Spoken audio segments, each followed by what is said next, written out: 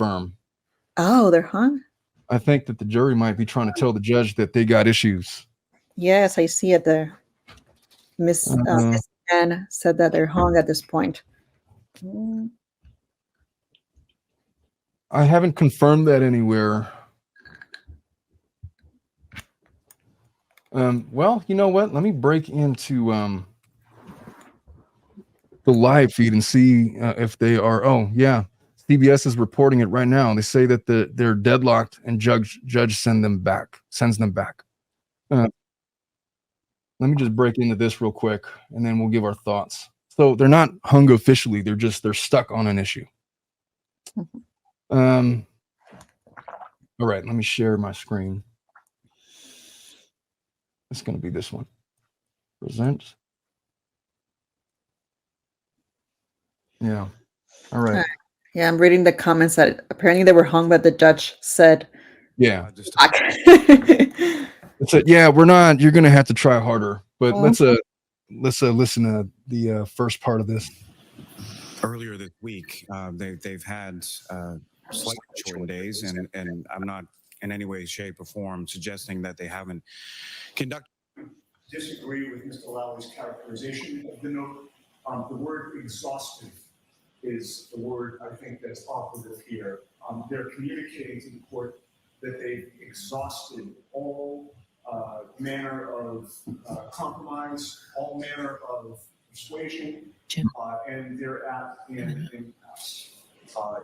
This is a case where the jury has the legal instructions. They've only really asked one question, which was to try to get a report that they were not allowed to get. And I think the message has been received that the evidence is closed. They won't get anything more.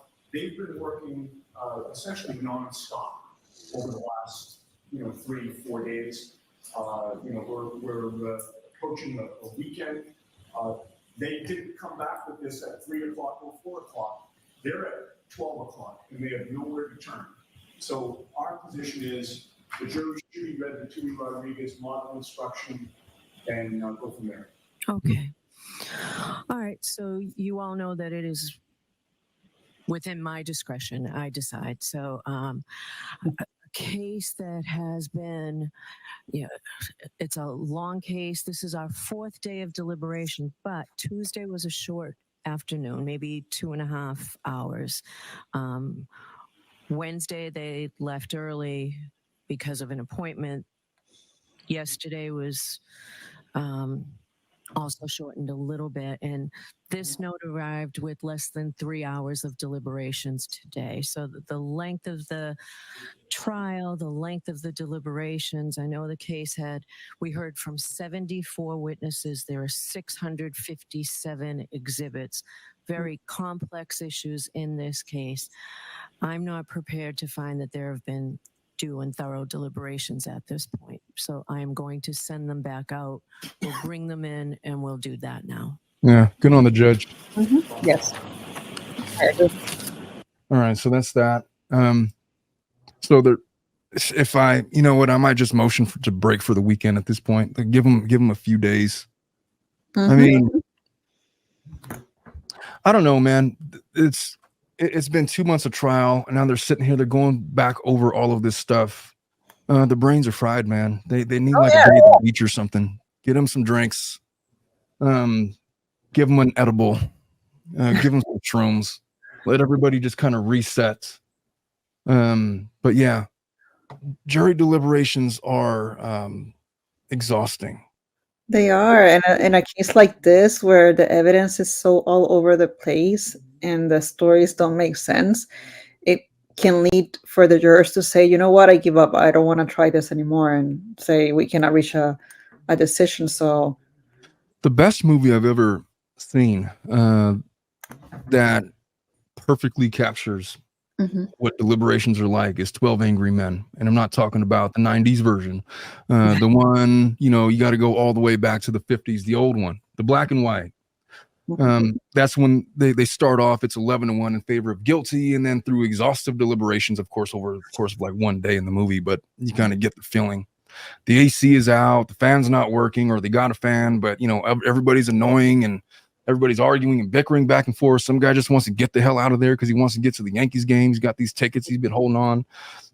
But there's one holdout is like, well, wait a minute, let's just go back over all the evidence. And then slowly but surely, he starts turning over every juror. It's like, all right, maybe the kid's not guilty. And at the end of it, they do this great thing. The deliberation forms that they were given, which was problematic for a number of reasons. I didn't mean to go into this one. But the deliberation forms that they have are kind of nonsensical. I mean, they're not that complicated, but there was some objection by the defense because the boxes, they didn't have a box that you could check indicating that she was not guilty. And then the judge is like, well, then they just don't have to check the box. How about that? Let me get this up on screen. So this was the what they are working under right here. I'm in the Discord. This is the verdict slip, and you can see these are their options. 1, not guilty. 2, guilty of offense as charged, manslaughter while operating a motor vehicle under the influence. There's manslaughter while operating a motor vehicle, manslaughter while operating a motor vehicle with blood alcohol of 0.08 or greater. Guilty of the lesser offense, guilty of the lesser included charge. I mean, I don't inherently see anything really particularly wrong with these jury instructions. It's a little bit too small. I can't really see. It's his job to try everything, so he's of course going to object on it. I feel like the first, I don't know, is this an updated jury slip? This was, somebody dropped this off in the Discord. I feel like the first one that I saw did not have this not guilty checkbox on there. From what I read, he objected about the that sheet. The judge initially was like, no, this is how it is. And then she ended up giving a revised version with additional instructions to the jury. So this could be the revised one. Okay. Yeah, I was going to say, hey, that's not what I just said at all. There was not a box for not guilty. And now they just added it. The judge is trying to say that all they got to do is just not check the box that says guilty, and then they'll know what they mean. Judge is making sure that there's no mistake in how this is like through the trial. It would be a disaster if this ended up in a mistrial. Could you imagine having to go through all this again? Oh no. Trial. What do you think? What are the odds that this gets retried in the event of a mistrial? I don't know. I think it will depend on whether or not any new evidence about the alleged conspiracy comes up. Because as far as like the trial itself, I haven't seen anything. There was a collateral investigation by the FBI. Now look, this is a state case, but to the extent that the feds get involved, they're not going to interfere with the state's case. Of course. But why they've done this collateral investigation is to look for some kind of malfeasance by law enforcement, I'd imagine. So regardless of what happens at trial, I think if the FBI has concluded that these officers were trying to plant evidence, that there's going to be a federal investigation or case brought against law enforcement, potentially. I can only imagine why else would they be investigating it? They've made findings that are inconsistent with the state's case. I don't know if they published all of their reports, but I got to imagine that they're trying to gear up towards a potential federal prosecution of law enforcement over there. But they initially brought it as a first-degree case, which, why would they do that to begin with? But they did. But this verdict slip makes a lot more sense, given what we've seen in the case, because it's not a first-degree case, and I'm not even sure you can make a second-degree case. This is a murder.